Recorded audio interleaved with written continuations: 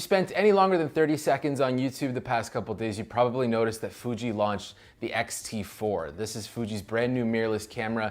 It is a successor to the X-T3, which is filming me right now. It is a fantastic camera. It answers a lot of questions and checks a lot of boxes that people had about the X-T3. So they've added a flippy screen. They've got IBIS now. It's just a wonderful camera. Thankfully, my friend Lee from Z Pro Media let me have some time with it. On the weekend, we actually shot his first impressions video. So I shot some B-roll with Lee out in the field using the camera. I didn't get a whole lot of time to spend with it, but the brief moment that I did have with the camera, I was like, this thing is really nice. As you guys know, I love the Fuji X-T3, so the X-T4 is just a better X-T3. But what I was really curious about is the handheld performance and also the low light performance.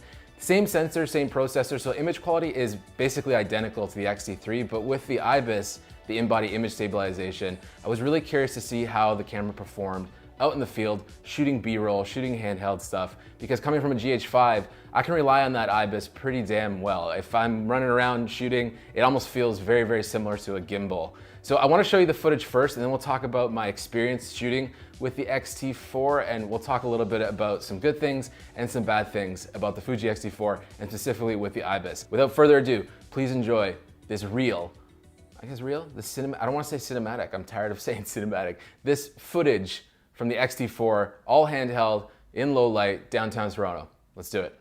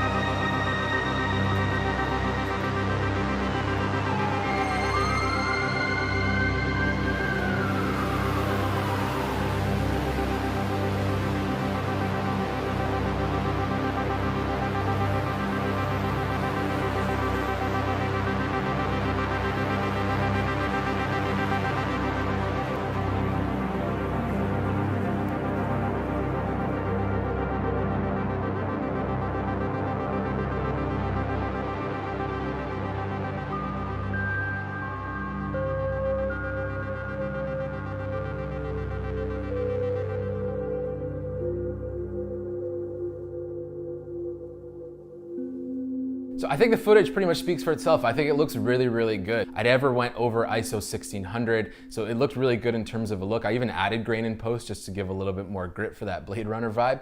But overall, I think it worked really, really well. I think the footage looks awesome. 4K, 24 frames per second, and 420 10-bit. Really nice. I wish it did 422, but you can always attach a Ninja, like I have a Ninja attached to this right now, just if you want some 10-bit 422, if you're doing crazy color grading. But otherwise, F-Log is really, really nice, pretty easy to grade. It looks kind of crappy right in camera, but thankfully with the new Fuji X-T4, you get a Vlog, I was gonna say Vlog, that's Panasonic. You get an F-Log assist, so you can basically see like Eterna or like a Rec 709 look while you're shooting, because trying to expose log on a little camera monitor, even if it's a flippy screen, is just not fun. So that's a nice little touch that they added while shooting, and it made exposing a lot easier. So in terms of the glass that I used for this, I shot most of it on this 35mm f2. This is a really, really nice prime lens from Fuji. I really like it for photos. Not the best for autofocus. Right now, this kit lens that I'm using is pretty damn good for autofocus on the Fuji. As you can see, when I put this up, should catch it pretty damn quickly, and then back to me relatively fast and smooth. But if I was using this lens, which I tried to use autofocus on the X-T4 with, it was hunting constantly. It would just never really lock, and then you'd have it locked and you'd move just a little bit and the thing would go out of focus. It was really driving me nuts. That being said, with the X-T4 and having the inbuilt image stabilization, it just puts this camera into a whole nother league. It just kicks it up a notch. It's really what the X-T3 probably should have been to begin with.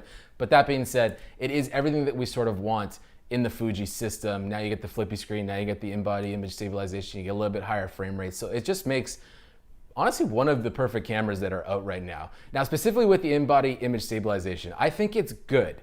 It's not as good as the GH5. I think GH5 is still the king, which is crazy because that camera's like 3 years old now, but I have a lot of experience shooting with the GH5, and I know that when I'm out and about, I can trust it. And with this, I don't know if I can fully trust it. The other thing to think about though, is that this is pre-production firmware. So this is a lot of stuff that could be fixed with tweaking the software, how it's handling the sensor. I just found that when I was moving, sometimes the shot would just kind of get a little bit too jerky and jittery. It would try to catch up to my movements, which really drives me nuts with optical image stabilization, but to see it in IBIS too is a little bit unfortunate. The other thing to note is that I had the digital image stabilization on as well, which can tend to look like a warp stabilizer. So as of right now, I think it's really good and promising. I just hope they'd refine it slightly to be a little bit better for handheld stuff.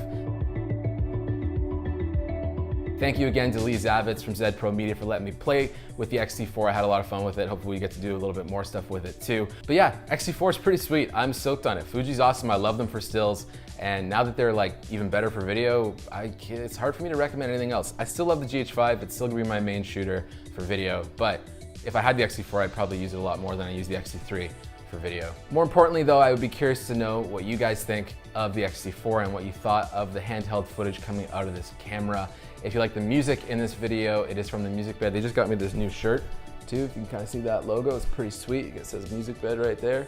Oh yeah. So you can find music for your videos and projects by clicking the link in the description of this episode. If you're looking to buy an X-T4, guess what? Moment, yes, the company that makes smartphone lenses is now selling Fuji gear. So you can actually get the Fuji X-T4 pre-order right from my friends at Moment. There's a link in the description for that as well. All that stuff helps me make more videos for you guys, and I want to do that. It's fun.